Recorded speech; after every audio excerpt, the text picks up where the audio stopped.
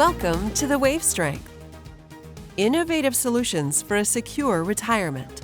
Presented by Pacific Life.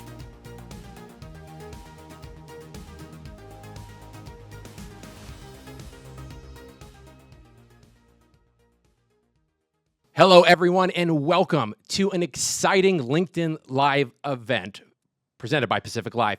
This Wave Strength edition of this LinkedIn Live is going to be a phenomenal opportunity for us to dive in to the power of tracking. So first, I want to thank you, our viewers, our listeners, for joining us on this journey this morning. And what I'd like to be able to do is begin by introducing the team. My name is Jim Breen. I'm head of marketing with Pacific Life's institutional team. We have Karen Neeley, head of our Institutional Solutions Retirement Group. And we have Michael Finke, an ALI fellow, and Jean Chatzky, also an ALI fellow. Panelists, thank you so much for joining us and being with us today on this especially interesting LinkedIn Live event. Thanks for having us. Great to be here. Absolutely. What I'd love to do is go over just some housekeeping with our friends joining us here. This is a live event, and the goal is for it to be conversational. Throughout the event, you're going to see some QR codes pop up on the screen. Those will help us to do some live polling and also drive your attention to some of the landing pages that we have prepared for you today. And again, I want to encourage you to be part of the conversation. Jump into the Q&A in the LinkedIn Live, ask your questions, and we'll do our best during the live event to answer as best as we can. With that, let's jump right into introductions. Maybe we can start with you, Karen. Can you share a little bit about your background, your role at Pacific Life? Sure, absolutely. So I lead our Institutional Retirement Solutions Group, and that includes our pension risk transfer and defined contribution lifetime income business, what we like to call our pension of today and our pension of tomorrow. I've been in the industry for about 2 decades, a variety of roles in record keeping, pricing, and then most recently led financial planning and advice for a company based out of Minnesota. So I've been at Pacific Life for about a year, and thanks for having me today. Absolutely. Very excited to have you, and you've been a guest on the show several times, so wonderful to have you back. Next, Michael Finke. Also, you've been with us several times on the show. Wonderful to have you back. Perhaps you can share a little bit about your background. Obviously, you do a lot in this space, and also maybe a little bit about your connection to the Alliance for Lifetime Income, ALI. Well, great to be here again, Jim. I'm a professor of wealth management at the American College of Financial Services. I also lead the Alfred Granum Center for Economic Security at the college. Before that, I led a retirement planning and living center at Texas Tech University. So I've been studying issues related to retirement for about the last 20 years. I'm interested in both the quantitative aspects and some of the softer aspects of retirement, what makes people happy and what motivates them to save for retirement. My involvement with the Alliance for Lifetime Income has been as a research fellow. I also do work for the Retirement Income Institute. Mm-hmm. And anybody who's interested in the research that I and a lot of other experts have done on retirement planning can go to the Retirement Income Institute website. Wonderful. Okay, great. And they could just Google that and check it out. They can. Okay, wonderful. Of course, after this show. But let's move right along here to Jean Chatzky. Jean, thank you so much for being with us. First time on the LinkedIn Live with us for the Wave Strength, so it's just such a pleasure to engage with you in this conversational opportunity. For those that are maybe learning more about you, can you share a little bit about your background and your connection to ALI? Sure. So I am a longtime financial journalist, spent about 25 years on the Today Show and worked at a number of personal finance publications. These days I run a company called HerMoney Media, HerMoney.com, where we specialize in personal finance content for women. And I've been working with the ALI since it started 7-8 years ago. My role is to really take the research that Michael and his colleagues do and help amplify it, help get the message out. We have a bi-weekly web show called Your Money Map that also runs on LinkedIn, so I hope people will check it out. Absolutely. And, just full disclosure, Pacific Life is a founding member of the Alliance for Lifetime Income. And for those maybe that are new to that story, can you shed a little light on what is ALI? What does it do? Sure. So ALI was developed by a large consortium of insurance companies and financial institutions that wanted to dive deeper and help consumers understand this need for a paycheck as we go through what could be a 3-decade-long retirement. In other words, how to make that turn from saving money for retirement to making that money last. Excellent. Wonderful. Very, very good. Before we begin and jump into our topics here, for those joining us here maybe a little late, I want to remind you this is a conversational event. We're live, and we would love for you to engage into the comments in the LinkedIn Live chat. Brent, I see you already are appreciative of being here, and yes, we hope it's going to be a great show for you as well. And I encourage the rest of you, come on in and add your comments, and we'll do our best to get to those as we can here. So moving right along. The power of tracking. Those that have been following our Instagram page and our LinkedIn showcase page, you've seen a lot of the media that we've been creating to promote today's launch of the power of tracking. And Michael, as the individual that's bringing that research forward and helping us to get to this end goal, perhaps you can share a little bit about the power of tracking. What is it? Maybe we can help our audience get that foundational understanding as we move ahead. Well, tracking is really all about understanding how we're progressing towards a long-term goal. It's about building habits. And I should give you a little bit of background on the research. This was originally a study that was conceived by myself and David Stewart from Aegis.com. And David has a good group. He has his own attitudes about the importance of understanding some of the links between health and relationships and retirement savings. And he brought in a lot of insight into our original survey that was conducted through the Granum Center at the American College to help us understand some of these linkages. And one of the interesting innovations that David brought to this project was the importance of positivity, having a positive attitude about the future. But when we looked at the data, it was really remarkable. It was far more important than we had anticipated, this idea of tracking progress, not just tracking progress in let's say our health, which many of us are doing right now through our smartwatches, but also tracking progress over time in our retirement savings. So why does it have such a big impact? Why does tracking progress for our health have such a big impact on helping us meet all those long-term health goals? I mean, we all want to be in better shape. We all want to lose weight, but how do we actually get there? Well, first of all, we have to really want that long-term goal. And second of all, we have to be able to track our progress towards that goal. And by tracking using a fitness tracker, all of a sudden we become aware of our daily progress. We get these short-term wins for seeing that progress towards the long-term goal. And one of the surprising findings from the study was that you see the same thing when it comes to tracking progress in people's retirement life. So if they're tracking on a weekly basis how they're progressing, or on a monthly basis, they're far more likely to save more than 10% of their income.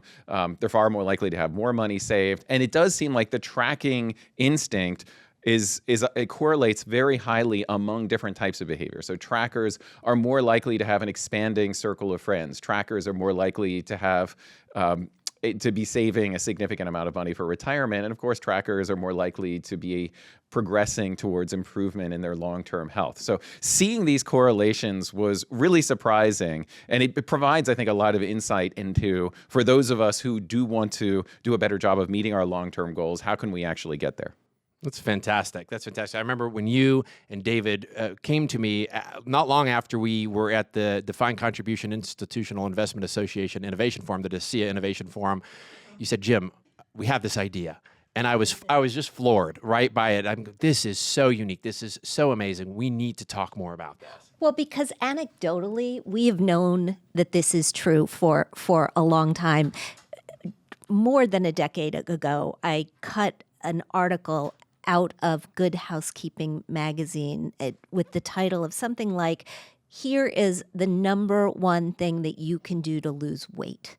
And it was all about keeping a food diary. It was all about tracking. And that was my first sort of foray into the fact that tracking, whether you're tracking your spending or tracking your steps or tracking your calories, it actually works, but I'm thrilled to see that it applies so broadly. Yes. Yeah, I think it's going to be a very interesting journey into not just the data, but also to hear what people have to say about this. And what I'd love to be able to do right now is actually show what people are saying about this. We could talk about it all day long, but Michael and I were out in New York City not that long ago, actually asking people what they have to think about this. Let's roll the tape and see what they had to say.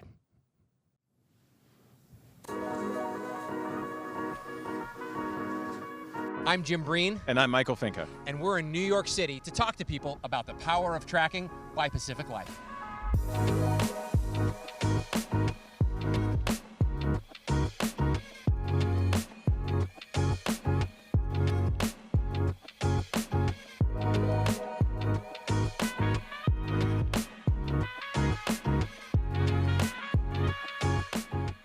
What's going to happen when you retire?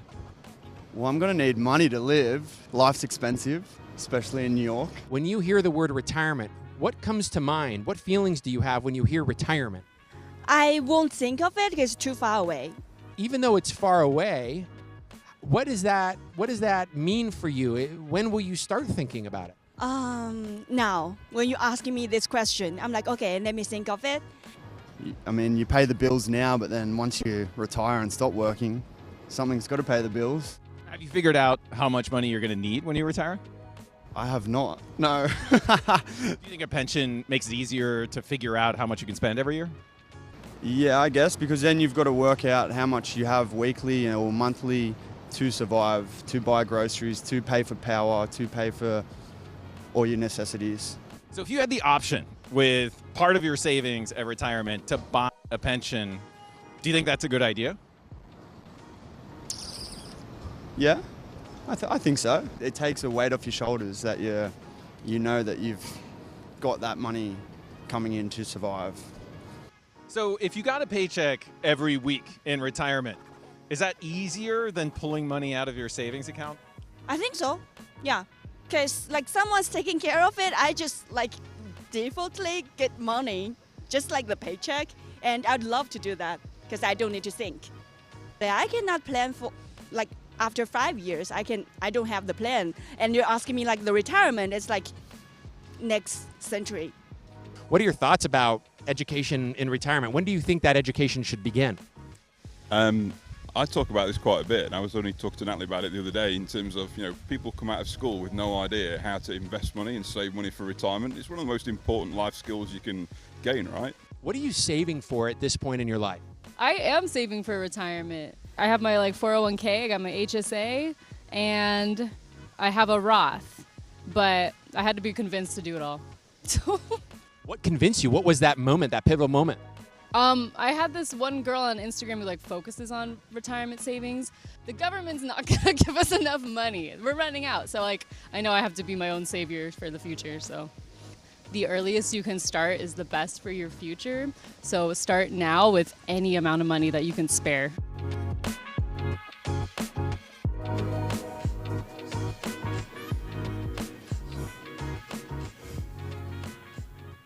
Wow. A great example of where people are in their journeys. And wasn't that interesting? I mean, Karen, maybe you could share some of your thoughts. Everybody had a really unique position where they were in their own journey. Yeah. So kind of tying back to what we were previously saying, I think one of the cool things is that people are engaging in the conversation. So you think about tracking and you think about your health, and everyone's talking about what's the latest diet they're on or what's their fitness routine and what are they doing. We haven't made that same level of democratization around the conversation of financials. And we've got to be comfortable with it. So I love the engagement from, various audiences, various types of people, various demographics, and everyone seemed excited to talk to you all. So I think that's exciting to watch, but also hearing the conversation and this focus of the future of, am I going to have enough? Yeah, we were very pleased to see the engagement. We were quite surprised, actually. I think Michael and I and Daniel from behind the scenes there, I think it was a really good example of, people are hungry to learn more. They're hungry to learn more, and they understand what they don't know. Yeah. I was struck when you asked the question about, have you ever bothered to figure out how much you're going to need for retirement? Because what we know from research is that most people have not run those calculations. And until you take that step, it's really, really hard to figure out whether or not you're on track. That's right. I mean, it was clear when you talk to people about retirement that they probably should be saving more. Some of them had a better idea of how they were saving. But when you talk to them about the goal of actual spending the money, few people have given any thought to how to translate their savings into a lifestyle. And we don't really make it easy for them, do we? Like, we don't show them how the behavioral changes that they make right now are actually going to improve the amount of money that they can spend every week when they're in retirement. Again, people think in short-term bites, that was actually mentioned by someone that we interviewed. Yes. I'm not thinking much beyond 5 years but I think to the extent that we can give people greater clarity about how changes in their decisions today will impact their lifestyle in the future, that's going to give them a much better idea that's going to help motivate them to do more. So when we think tracking, when we hear the word, tracking as it pertains to our personal lives, often, we think, oh, I'm counting my calories or watching what I spend. But it's more than that, right? I mean, it's about the short-term win for the long-term gain, right? I mean, let's talk a little bit about that. Michael, why don't you kick us off with that? Yeah, so, I mean, we have, very many of us, these long-term goals that we want to achieve.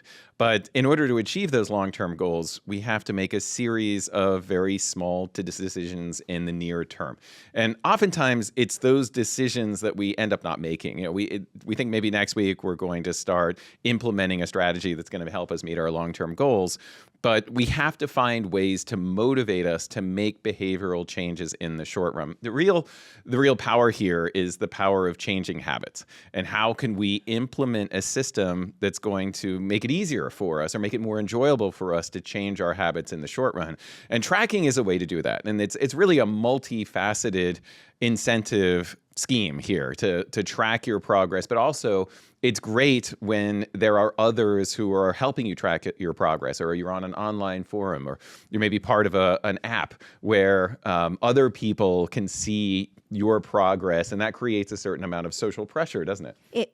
It does. Yeah. Michael's describing himself because he follows me on Strava, and I went out this morning for a run, and he gave me Preparing for a big marathon. Preparing for a marathon, but he gave me kudos on my performance, which, it's a little bit daunting to know that other people are following you along, but it's also motivating because you don't want to let them down, right? You want to look good in front of this audience. And I think that the shift that we hope that people will make by tracking these small things that are often inspired by extrinsic outside forces, right? You want to drop 10 pounds because your high school reunion is coming up, will morph into intrinsic motivation so that we're doing it eventually for ourselves, because that's what really makes it sustainable. So when you start feeling better about the way you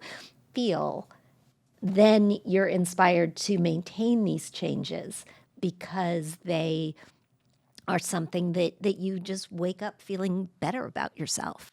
Yeah. I know we were talking about this in some of the conversations yesterday. My wife and I, we just had our 5th child, and it was a tough pregnancy. And, my wife, she was bed rest for quite some time, and it was challenging. And we had to change some of our habits. We had to change some of the things that we were doing in order to get through that time. Many of those things we didn't realize we were doing in the moment because we just needed to make it work and get by. But it's interesting, in our discussions yesterday, it was being revealed to me, wow, some of those things I learned during those difficult times, those habits, I was able to apply them in other areas of my life, to tweak other areas, to feel confident enough, if you will, that, okay, I can do this. Well, that's what I think is so interesting about your tracking study. The interconnections between tracking in different places in life. And it basically shows, correct me if I'm wrong, but as I looked at your research, it seems like when you track in one place in your life, you get better at tracking in the other places, and it's sort of like a rising tide that lifts your whole lifeboat.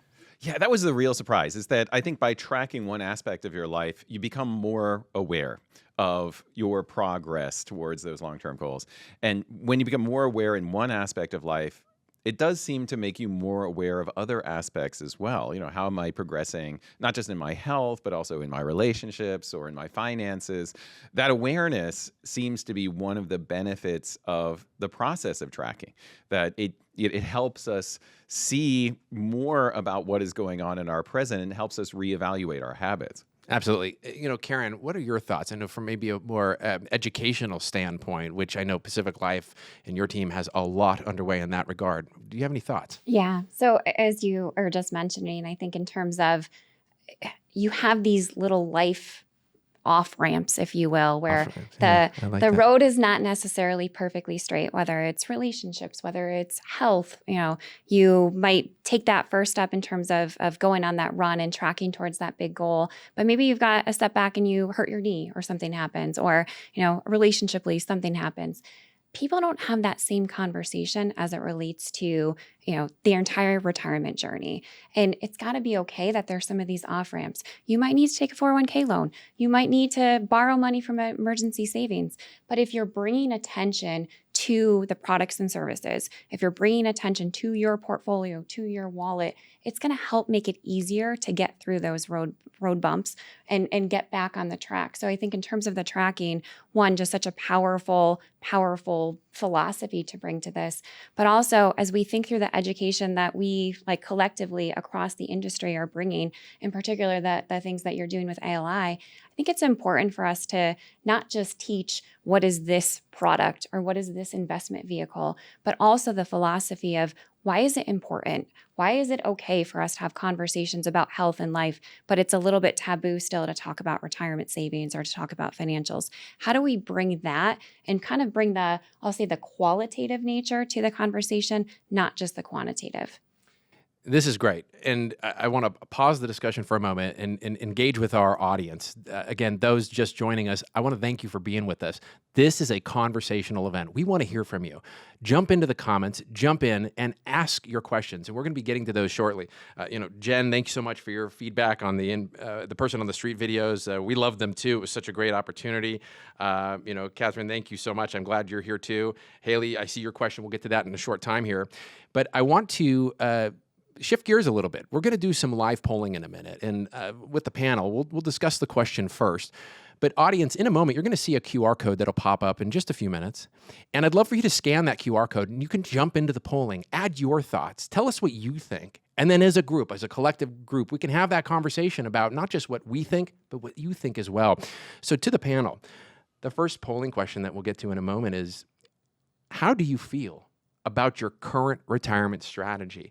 So when we pop up the QR code in a moment, we'll be able to see how people feel. But what do you all think? Are people going to feel like they're confident, that they don't know what they're doing, or maybe they're halfway there? Jean, maybe we could start with you. I think you're going to see low confidence. I think that you're going to see a lot of people who feel that they don't even have a strategy. Okay. Right? I mean, many of us, and the work, Karen, that you do is integral in this. Put money into a retirement account, right? We have money taken out of our paychecks. It goes into those 401ks. Maybe our employer matches it. We watch it grow. Maybe we've got it in some sort of a target date fund. But is that a plan? Is that a strategy? Is that enough of a full-blown, will it get me from here to there kind of a map to inspire confidence? I kind of doubt it. Okay. Michael, your thoughts? I agree. It became pretty apparent when we were doing those interviews on the street that maybe this was the first time that they'd actually thought about whether or not they should have a plan for retirement. And I think we've actually done a really great job in the United States of helping people achieve retirement success without actually having to think about it too much. So we've implemented these defaults. In the Pension Protection Act, employees started getting defaulted automatically at maybe a 3 or 6% savings rate. We saw an employer match on top of that. People end up saving something for retirement. They know they've got some money saved, and now more than 2/3 of employees are saving in target date funds, which means that they're not actually controlling their investments, which in many ways is the right strategy for them. They shouldn't really be controlling their investments. But part of that automation means that we are becoming more disengaged from our actual retirement plan. So if you ask people, well, if you continue on the path that you're saving, how much are you going to be able to spend safely every month in retirement? People really have no idea how to answer that question. They just know that more is probably better. Yeah. So, to the extent that we can encourage people to sit down and actually estimate, all right, this is how much I have now. This is about how much I'm going to have when I retire. And then how much am I going to be able to spend safely from that amount? That's a big barrier, I think, to overcome for a lot of people. Before we show the QR code here, Karen, let's see what you think. How do you think folks are going to resonate? How do you feel about your current retirement strategy? Yeah, I want to go a little bit deeper into what Michael was saying, because the short answer is I think there's going to be very low confidence. We've done some research at Pacific Life with our white paper Decoding Retirement with Dr. Chi's son that really looked at both financial literacy and annuity literacy as we think through some of the products and solutions that we offer. But I think what you were saying is so important. There's an accumulation part of the curve and a decumulation part of the curve. We spend so much time, and we've done an incredible amount in this industry over the past 20 years, talking through accumulation, getting people to save, getting people to invest. A lot of that, overcoming the inertia through defaults and through the default system. But we've kind of left them at the top of the curve, if you think about it. And now they've got these balances. And Michael, I'll pull up words that you said, which is, probably more is the answer. They need to save more.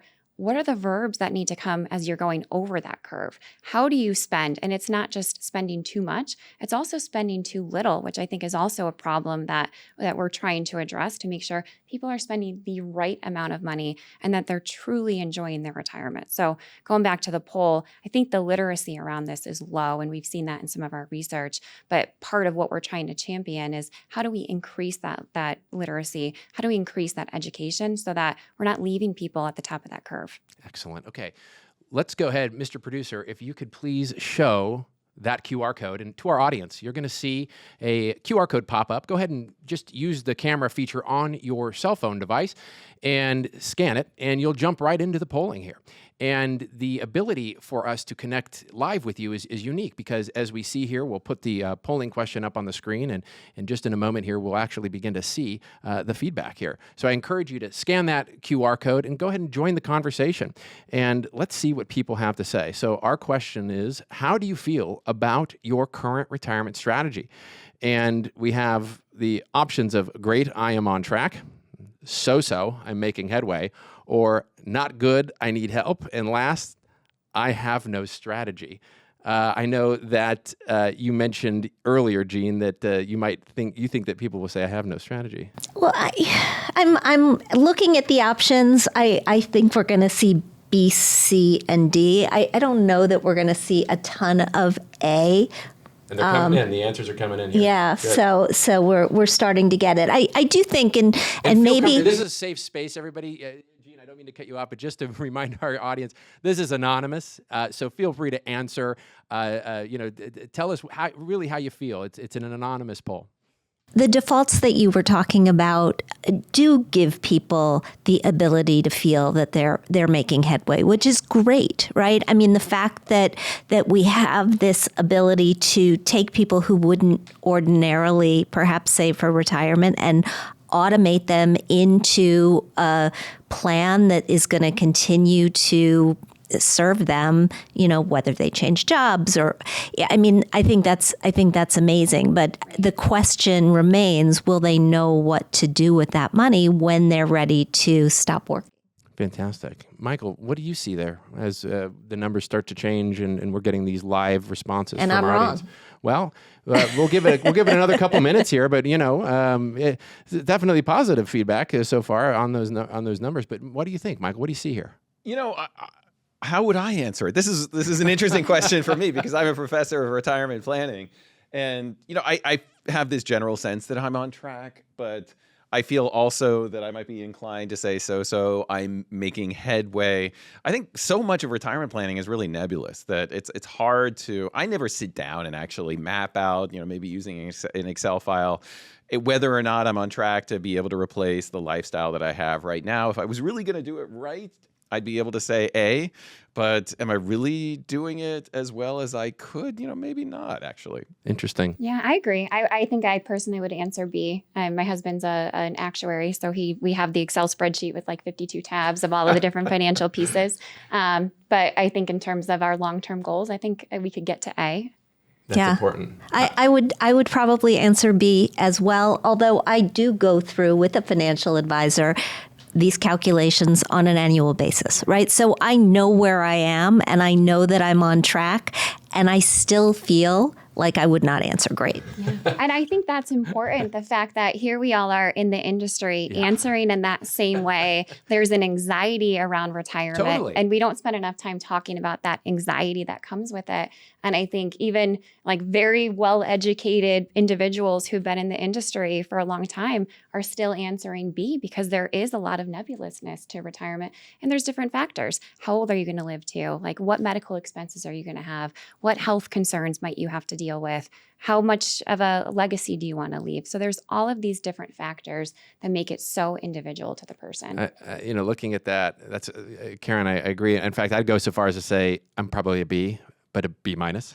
If I get to, as I mentioned earlier, my wife and I, we just had number 5, and there's a good chance I'll be working quite maybe a little longer than some of my friends. But how can we remove that ambiguity? How can we, even us in the industry, what can we do to maybe get to that B plus or even an A minus, and then help our friends on this call, on this LinkedIn Live? How can we bring folks into the fold? I think it's a matter of going back to that original question that Michael posed to the folks in New York, which is, what are your actual needs in retirement? And you can't start with the numbers. You have to start with your life. You have to start with, all right, how am I living today? And how do I think I'll be living, take a guess, when I'm not working as much as I'm working today? Will I be in the same house? Will I be in the same town?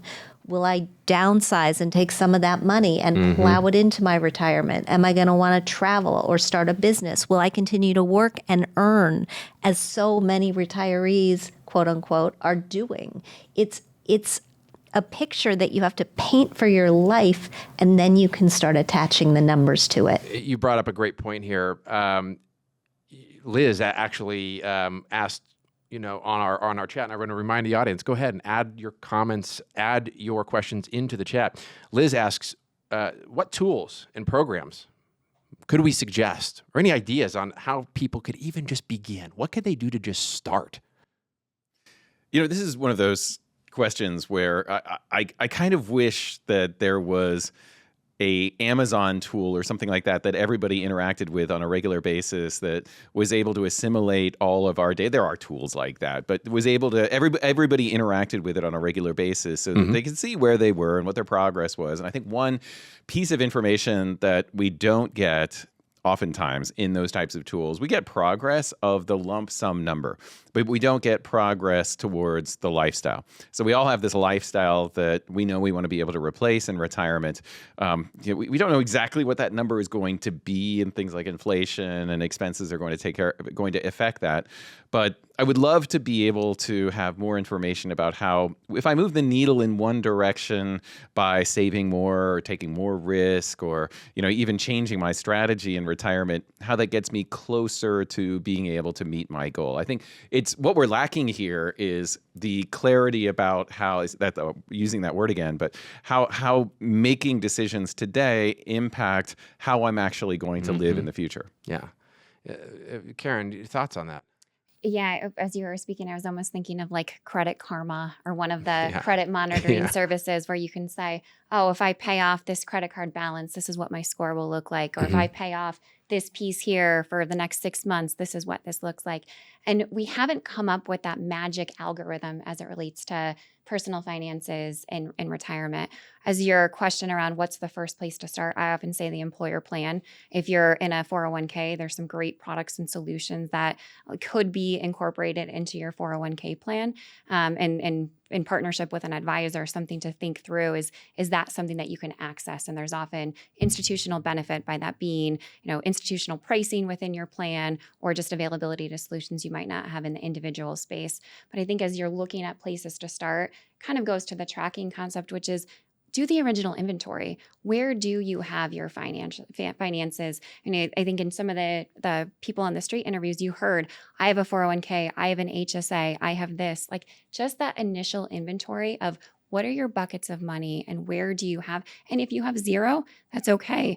There's time to add to that. Yes. But it's the awareness to what buckets you may or may not have. So then you can start driving your strategy and creating the strategy from there. I think you have to take it one step further too, Karen, and then look at those buckets. And if they continue to grow at this rate, what percentage of your income are they going to replace, right? There's a lot of research that shows, there's a rule of thumb that said you should probably plan on replacing 80% of your pre-retirement income once you're in retirement. What the latest research that looks at real spending of real retirees is showing us is that in those first few years of retirement, when we're so active, we actually are spending about what we're spending before we retire.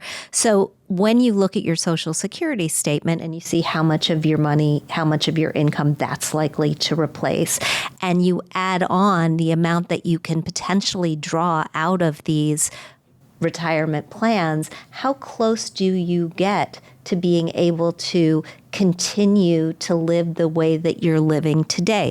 It's complicated, right? It is a lot of numbers, and I don't know that people can necessarily do this themselves. I think you need the help of a planner in many cases. Yeah. Let's shift gears a little bit, and thank you, Mr. Producer, for the poll question. We'll move on here to the next segment, and we will get to more polling questions shortly. We have an interesting question. I'd love to pass this one actually on to you, Jean, from Haley.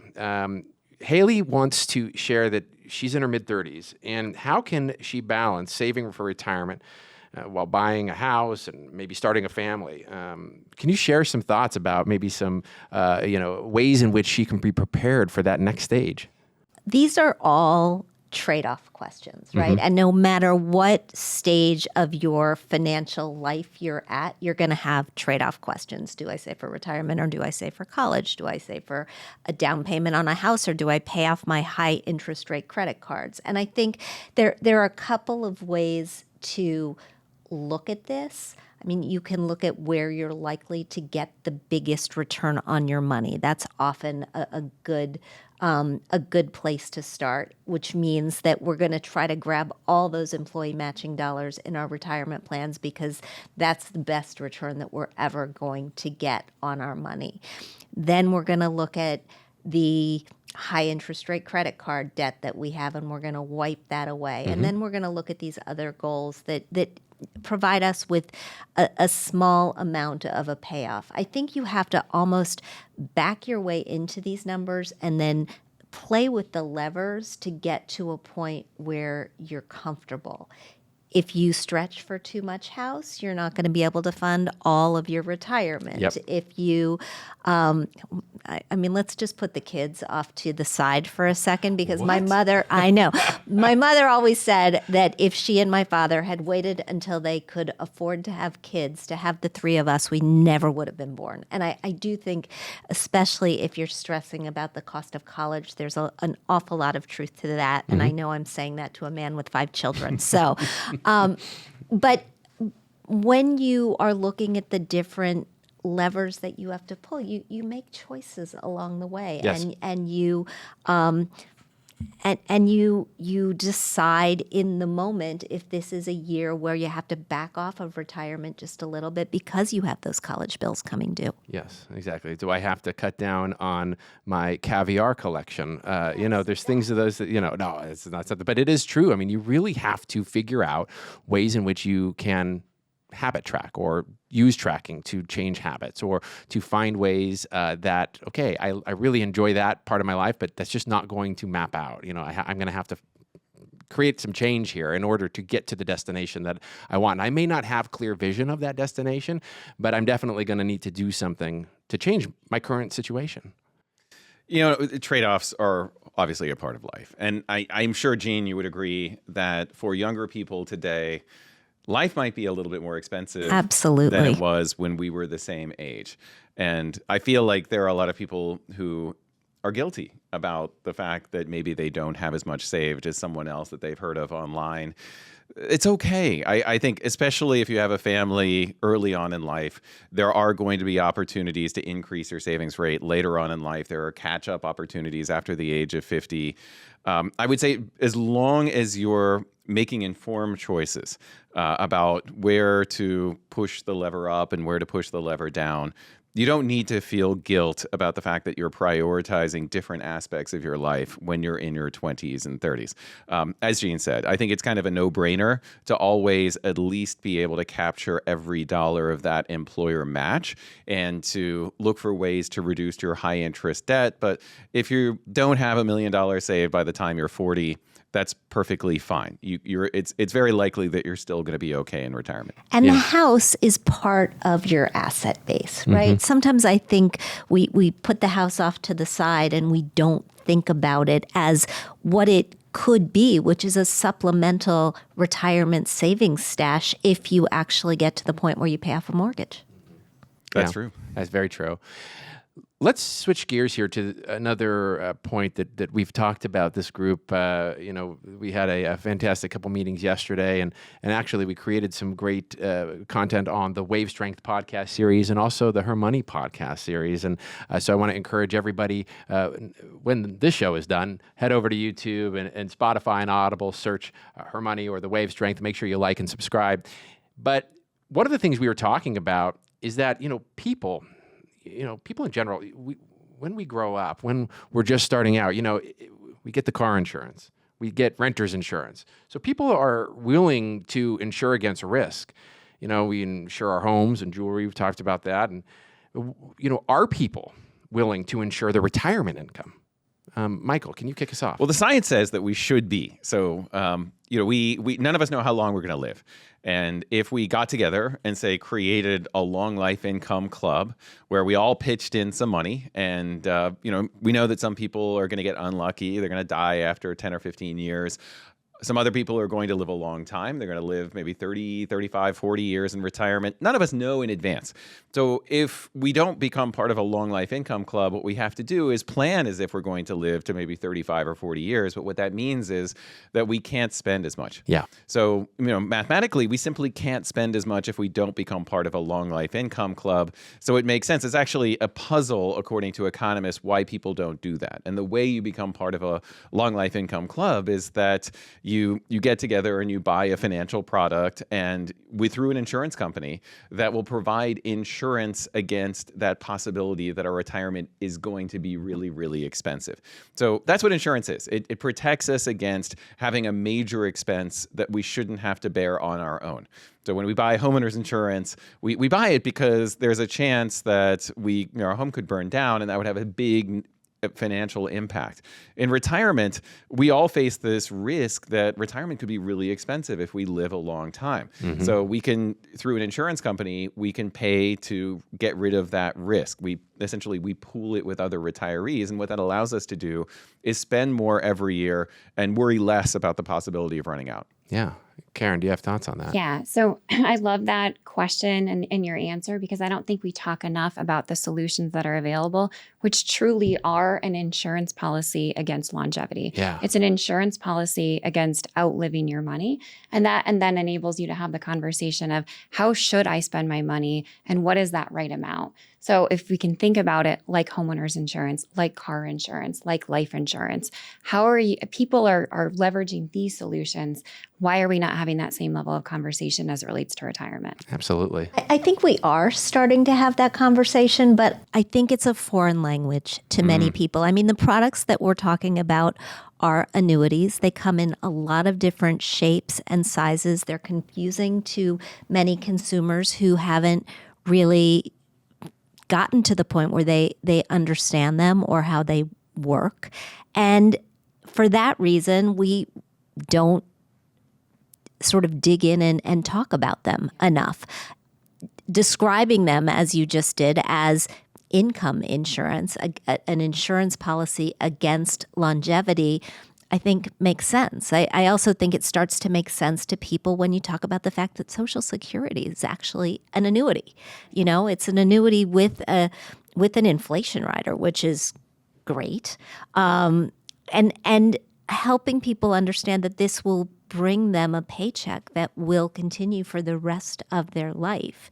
That starts to resonate. And I think that paycheck piece or your personal pension, we're seeing more of that language. I think describing it in that way is so helpful because then, I mean, you even heard that in, I think it was the first woman you were speaking to or the second who said, I don't want to think about it. I want that automatic paycheck. And then I know that my bills are covered. You can do that through insurance policies. You can do that through an annuity. So that's one of the things that we're working towards on the institutional space is really trying to work with plan sponsors or employers and with participants to let them know these are the solutions that you can access within your employer-sponsored plan, and then helping bring these solutions to more plans and to more 401ks. I'd love to just see what our audience has to say. We'll poll the audience here in a moment, and we talk about longevity. Let's bump the brakes just a moment and just, do a roundtable here. The question we're going to ask is, are you financially prepared to live to the age of 100? And what are your thoughts? Karen, let's start with you. Personally? Yeah. Well, no, not without a wild reduction in spending. So no. But as we relate to answers, I think there's going to be a lot of no. I think that's going to be a resounding no. And I think people who are actually prepared are still going to answer no in many instances because that's still a scary concept of, do I have enough and will it last? And in our audience, you're going to see in a moment a QR code that'll pop up where we're going to want to hear from you as well. So be prepared to scan that QR code once it pops up, and we'll hear from you as well. Michael.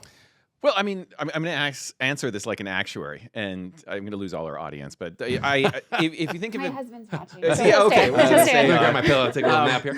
So if you're a 65-year-old woman, then you've got about a 1 in 10 chance that you're going to live to the age of 100 and beyond. Yeah. So we all face that possibility. And if it's a couple, it's even higher than that. It's probably closer to 15% that one spouse is going to be alive after the age of 100 right now.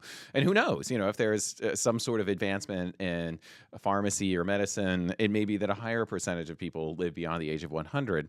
So it's always a possibility. I think oftentimes what happens in retirement is people focus on an age that they need to plan for, maybe 75 or 80 because one of their parents died when they were in their 60s and they think, well, I'm not going to live that long. But the reality is that people are living a lot longer, and especially people who save money in employer plans like 401ks, they tend to live longer than the average American. So it's something that we need to plan for. And the question becomes, all right, are you actually planning for living to the age of 100?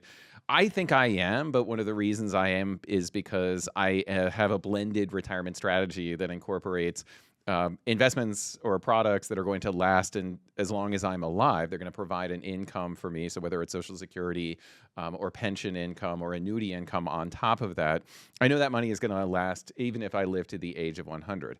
But if I just had to fund it out of my savings, then I wouldn't be quite as confident because I just don't know. I've got to spread that money out over a lot more years, which means I have to have a lot more at the start to be able to feel secure that I'm going to be okay, even if I live beyond the age of 100. And let's go ahead, Jean, I want to hear from you. Let's go ahead and show that QR code. Audience members, I want to encourage you to use your device to scan the QR code that you see on the screen. And there's also going to be a link that you can utilize from your desktop. So go ahead and scan that and access the polling so we can hear from you. And the question, again, is, are you financially prepared to live to the age of 100? Jean, let's hear from you. If you ask me if I want to live to the age of 100, that would be a resounding no. I think just based on how I see people living in their 90s, I don't have a ton of great examples to point to, at least in my own life. Financially, am I prepared? Yeah, because my financial life is set up much like Michael's, with some protected income, some pension income that I know will last as long as I do. What scares me more, and it's become clear, I think, to all of you, I clip newspaper articles, I clip magazine articles. One of the others that I've saved for a really long time is a Time magazine cover where they put a baby on the cover, beautiful baby with a headline that this kid could live to be 142 years old. And it was an article about how Google is working to solve death. Scares the heck out of me. Yeah. Well, I mean, as you say, pharmaceuticals and some of the advancements with technology, Neuralink and some of these other things that we're hearing more about, it is interesting to see what this next stage will be. I remember, some of my grandparents as a child who passed away when they were in their late 60s. You look at pictures and you go, my goodness, they don't look like they're in their late 60s. They may look a little older than that this was back in the early 80s, but it's different now.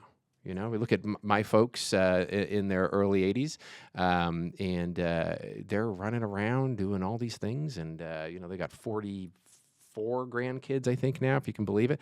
Don't ask me to name them, but it's pretty amazing to see what what's next. What's next? Looking at the board, speaking of what's next, looks like we have a resounding no. So are you financially prepared to live to the age of 100? Thank you, audience, for sharing your thoughts about that. It's pretty amazing, and I think important for us to kind of think outside of the standard context of maybe our own personal position, where we are, where we will be, this unique journey that each of us are on. We in the industry spend so much time trying to plan for others. Do we take that moment to think about ourselves, and not to be selfish, but are we doing the right thing? Are we making those right decisions? Well, and I think to add a point, there's a path to get from 93 or to get from 7 to 100. There's a path there. And I think you both articulated that perfectly, which is you need to have that right blend within your portfolio of pension income, whether it's institutional pension or your personal pension that you've created in some way, shape, or form, with Social Security, with other investments. So there's guidance out there to help people take that 93 and get down to 0. Yeah. And in a perfect world, that's some of the things that we're trying to do collectively across the industry is how do we make sure that people are financially prepared, and how do we have the right conversation so they know what to do, and then they can answer yes to that in a much more confident way. Yeah, absolutely.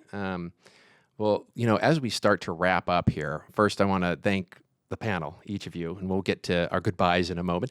But I want to thank our audience. And as we begin to wrap up, though, I think we have time for another question in here. Talking about tracking, talking about benchmarking, Melinda asks an interesting question. What benchmarks can help as some are being, guided into their strategy? What can folks look at to help them get better with the tracking? Who wants to take that one? You want to start? I'll start, but okay. maybe Michael can get more specific. I've done a lot of looking into goal setting and what works, and we know that goals need to be specific. They need to have a deadline, so you know when you want to meet the goal, and then you chunk it down into those benchmarks that you can hit along the way, and they need to be achievable. Right? That's the most important, I think, factor when setting your benchmarks. You mentioned I'm training for this marathon. So a marathon training schedule builds up your long runs. You start with a long run of 5 miles, then you go to 6, then you go to 8, then you go to 10, and eventually you do a 20 before you prepare for the marathon. And Good on you, by the way. That's pretty amazing. But I do remember thinking when I was doing 13, I am never going to get there. But because 13 didn't go to 20, it went to 14. It actually works. And I think no matter what your challenge is, that's kind of how you have to approach it. Yeah, I think you have to resist the temptation to do too much too quickly. So and this is, I think, one of the issues with having online peer groups is that it's generally the people who have been most successful that are the most vocal. And so you start comparing yourselves to them, and you seem like you're way behind. But really what you need to do is figure out where you need to be in the future. And then, as you said, figure out how you need to make incremental gains along the way in order to reach that long-term goal. And I think what you'll find is that when you break it off into bite-sized pieces, it isn't quite so daunting. So, maybe there's just no way I'm going to be able to save an additional $25,000 over the next year. That's fine. But it may be that you only need to save $5,000 or $10,000 to actually help to be able to meet that long-term goal. So the better you can understand those incremental gains that you need to make, it's like your training program for a marathon. Once you broke it down into little bits, it seemed much more achievable than this, very onerous task of getting to the point where you can run 26 miles. Absolutely. And the other really, really interesting thing about this goal-related research is that people love the journey. They actually like the process of getting to the goal more than they like reaching the goal in science. And so I think it's important, if you're benchmarking your way somewhere, to continue to set goals for yourself along the way. And I think there's an important point that you're both underscoring, which is you didn't just go from 0 to 26.2. Had you done that, you might have quit and given up. And it becomes a all or nothing. If you can break it down into these incremental goals, you're much, much, much more likely to achieve that end result, because you're not going to burn out trying to go 0 to 26.2. Yeah, one step at a time. One step at a time. It's all about taking that first step.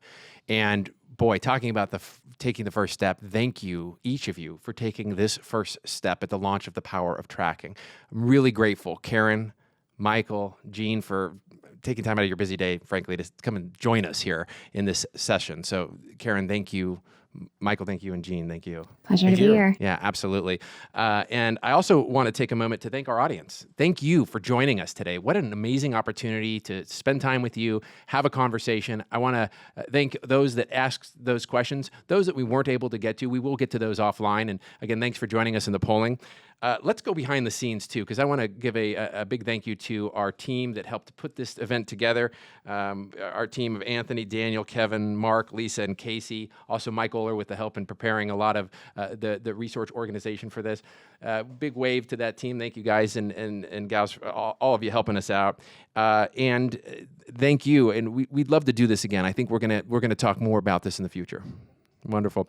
All right, everybody. I want to encourage you to head over to YouTube, Audible, and Spotify, and search The Wave Strength. Hit like and subscribe so that you can stay current with new content as it becomes available. And everyone, we'll see you next time.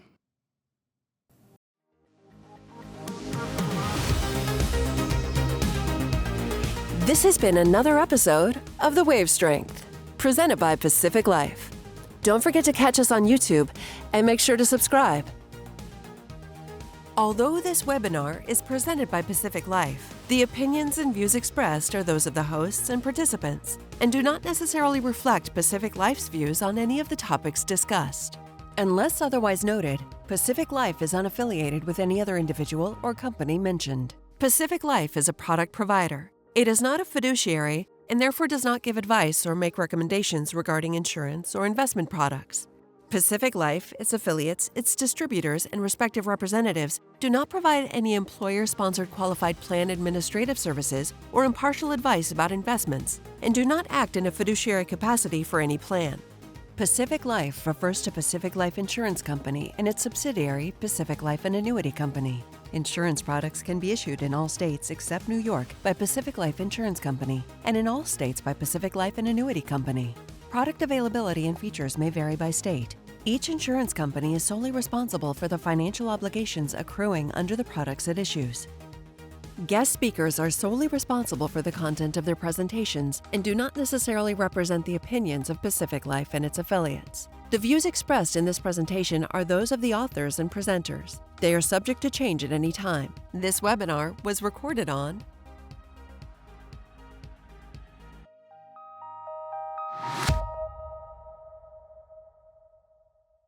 Thanks for joining us on today's show. We'd love to hear from you. Join the conversation below and leave a comment on your thoughts on what the industry can do better for participants as it pertains to lifetime income solutions. And if you'd like more interesting content, click one of these links over here.